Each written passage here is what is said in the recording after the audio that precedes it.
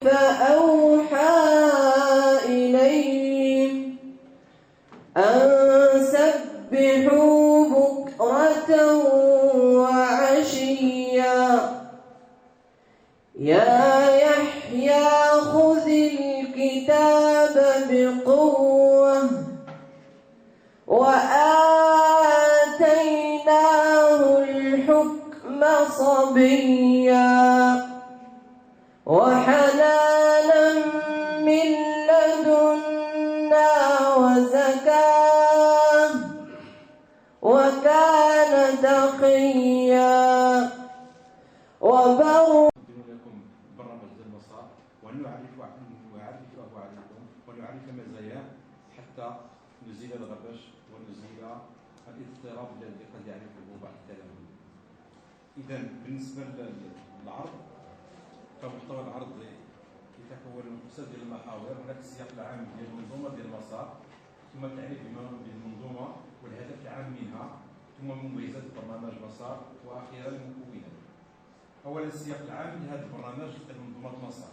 هناك بعض ديال السياقات التي تندرج في هذه العملية.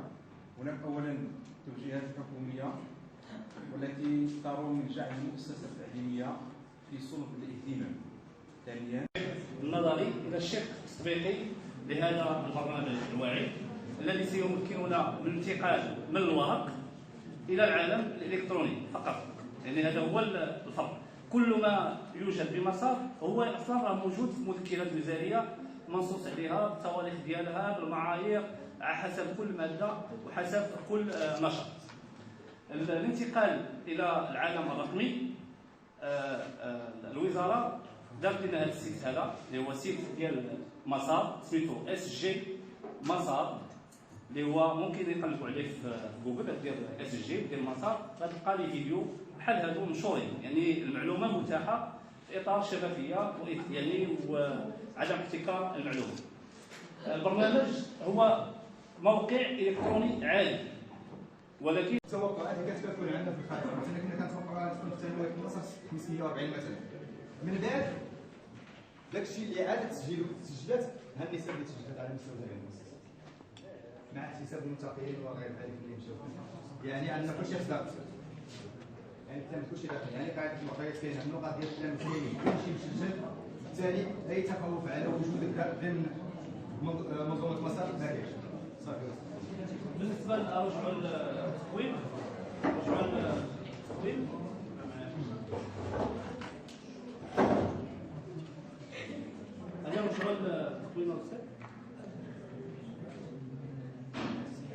بسم الله الرحمن الرحيم. عبد العزيز بوحمش، نائب وزاره التربيه الوطنيه بوجدان.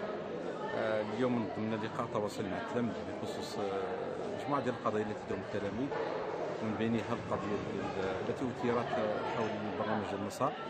وكيندرج هذا اللقاء هذا في اطار فتح الاواصر ديال التواصل مع التلاميذ ورفع كل لبس وكل ما اثير من ضجه ومن غبش حول هذه المنظومه التي لها من المزايا الشيء الكثير والتي تصب كلها في مصلحه التلميذ. وبهذه المناسبه يعني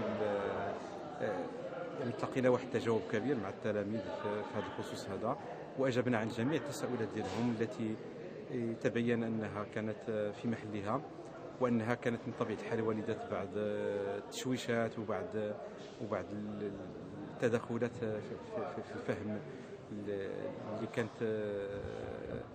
كان لها تاثير من طبيعه الحال على المسار الدراسي ديالهم. ولكن النتيجه كانت جد ايجابيه، وكنتمنى ان شاء الله هذه اللقاءات هذه ان تتكرر في مدينه بوجدور لانها تستحق العنايه التامه في مجال التربيه والتكوين. وشكرا. شكرا استاذ. اللقاء التواصلي كيدخل في اطار تجديد بعض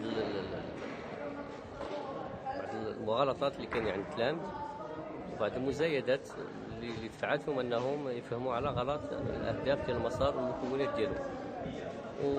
ورفعا لكل لبس ارتأينا اننا نتلاقاو معهم مع النيابه الاقليميه مشكوره في اسم السيد النائب الاقليمي والسيد رئيس مصلحه الحياه المدرسيه،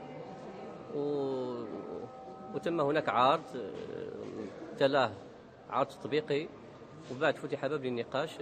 كنتمناو انه التلاميذ اللي حضروا يبلغوا الزملاء ديالهم والسلام.